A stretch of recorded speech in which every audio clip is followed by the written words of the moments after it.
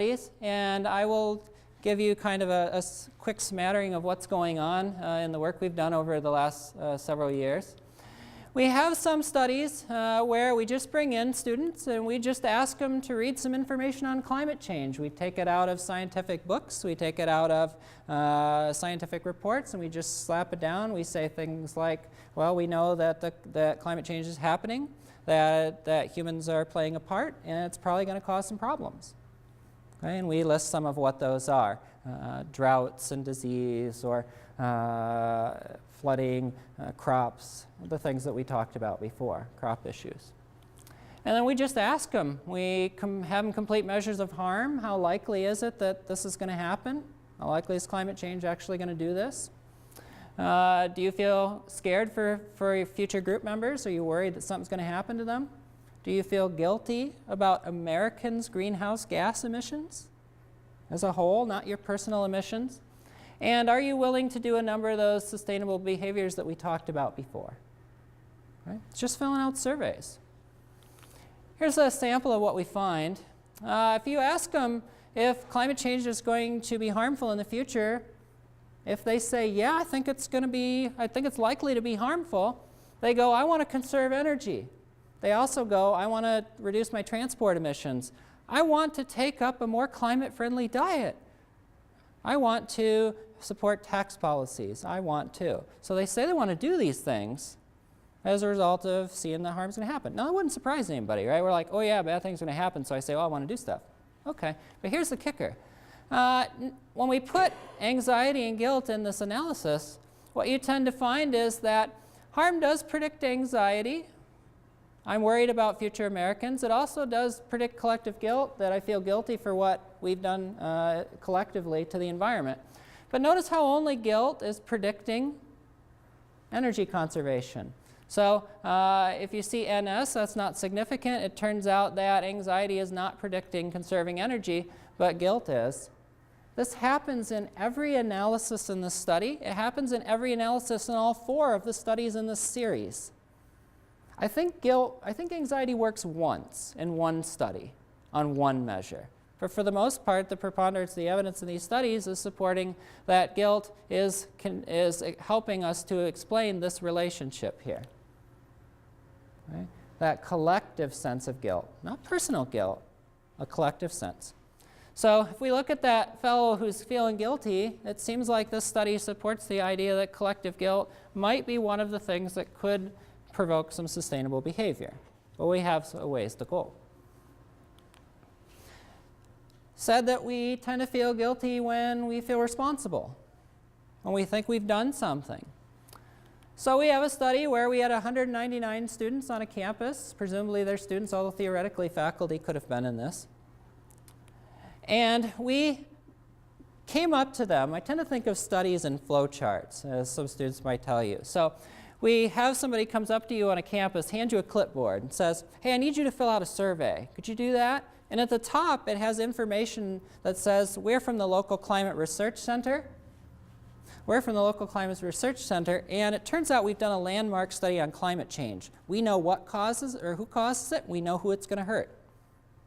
Okay? Wow. And it turns out, even though we don't have that center, it turns out that we tell them that either the US causes it or China causes it, right? And they seems to be quite plausible to them. Either country could be causing it. And then we also tell them it's just going to really harm China or it's going to harm the US, right? So we tell them it's going to cause flooding and droughts and economic demise, all these kinds of things. Okay? So you've got an opportunity to be responsible, but you've also got an opportunity to be harmed. Okay? And then we have them fill out measures of collective guilt and these some of these intentions we talked about before. Okay, some of these willingness to, I think this one was conserve energy, reduce your emissions, and tax support. Okay, support tax policies. Things like, would you be willing to increase gas costs by a certain amount to promote reducing emissions? Would you be willing to increase, put a tax on electricity to promote reduced use? Okay, stuff that was not generally very popular, but not too bad here. So what did we find? If you look at the data, didn't find exactly what I would have thought. It turns out that these 3 bars here, the smaller bars, are pretty much the same, but one bar should stick out to you. If we cause it and we harm China, we feel guilty for Americans' greenhouse gas emissions. Now, I have to tell you, that to me was odd. I expected if we harm ourselves, we would feel guilty and want to do something. No, when we harm China. Now, I have to tell you, this is very new data. So I kind of look at it and I'm like, because when I can't explain something, it sort of freaks me out. So there's more to be done on this. So if you have ideas, I'd be curious. But what's going on? Is it something about when we think about harming ourselves we don't want to think about? Is there some kind of denial thing? I really don't know. Is it that the students just all thought, save the panda, right? No, it's polar bear, not panda bear, right? But maybe they were doing something like, I really don't know, okay? But nonetheless, when we're responsible for it, we're harming China. It turns out we're reporting more collective guilt. So regardless of why, which we'll hopefully figure out. Again, collective guilt does seem to, and at least in some conditions, be encouraging people to want to do these things. Now, it turns out we also had those measures of behaviors, these kind of intention measures. Do you want to do this or that to help the environment? Those were not directly affected by the manipulations, right? So telling them China caused it or affected it didn't affect those. But it turns out that guilt does indirectly still raise the tendency to want to do these behaviors. So the idea is if you can instigate guilt somehow, however you do that may not affect the behavior, but the guilt may. Right? The guilt may. So that's what we find in this study as well. Study 3, argument is when we care about them. When we care about people who are harmed, we're going to want to do something more. Okay? So we had a study, 84 students who came in, and we told them that we're interested in studying people's perceptions of social issues. We've got a couple of surveys thrown in here. Could you just go ahead and fill them out? Survey 1 said, we're just interested in students' perceptions of future Americans, because we know students are on the kind of cutting edge of understanding culture. We just want to know, can you tell us the ways that Americans are going to be similar in 20 years? And keep in mind to our students, 20 years is an eternity, right? Okay, it's an eternity. So what are Americans going to be like in 20 years? And we asked them in terms of similarities. How are Americans today and Americans 20 years going to be similar? They say things like, we're going to have the same values, we're going to want to do the same kinds of activities, we're still going to love football, these kinds of things. And in another condition, we ask, how are Americans today and future Americans going to be different? They're like, oh, the music will be so much better in the future. They'll dress so much better. We'll look stupid in 20 years, kind of thing. So they're happy to tell you about the similarities and differences between now and 20 years from now. Or they didn't perform this listing task at all. We just said, just move on. Okay? Just keep going in your booklet. And then we had them read the same scientific information on climate change that I talked about before. Essentially, we told them it's happening, it's humans have some role in it, and it's going to have some effects. And then we had a measure of collective guilt, and again, a number of these intention measures we talked about before. Okay? Now, what happens? Well, it turns out that one thing that we think is really cool is in the control condition, where they didn't do anything, and in the differences condition where we're thinking about Americans as different, there was no difference between those conditions at all. None. And what that suggests to us to some extent is that perhaps we're just used to thinking about future people as being different. Maybe they just are different. So when you instigate them thinking about differences, it doesn't really do anything. We don't know, but it's one way that we think about it. So we collapse the difference and control together because they're just not really any different. And we compare it to similarities, and we get a higher level of collective guilt. Now here's the idea. If I'm like future Americans, and I've just been told that we are harming future Americans, I feel a little bit guilty for what we're doing. I feel a little bit guilty for our greenhouse gas emissions as a group. So there's something about thinking about future Americans as similar raises our sense that we feel guilty about what we are doing that could contribute to problems for them. But notice it's only, at least in this case, when we think about their similarities, not when we think about their differences. Okay? Presumably, they're both similar and different. But there's something about the similarity that raises our feeling of wanting to do something. That we find that interesting too in retrospect, or at least now, because that last study noticed that when Americans were being harmed, they're like, oh, whatever. I just want to save the panda, right? So it might be that you actually have to instigate the similarity because we always think about them different anyway, or we might at least generally think that way. Okay? So in a sense, we were able to turn up the guilt with a similarity variation, similarity manipulation. But look at this.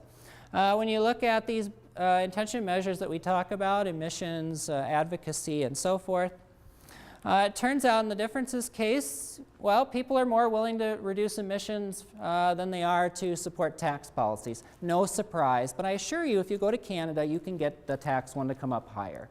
I assure you it's true from someone who worked there. Now, but what you find in the similarity case is you've raised all those bars.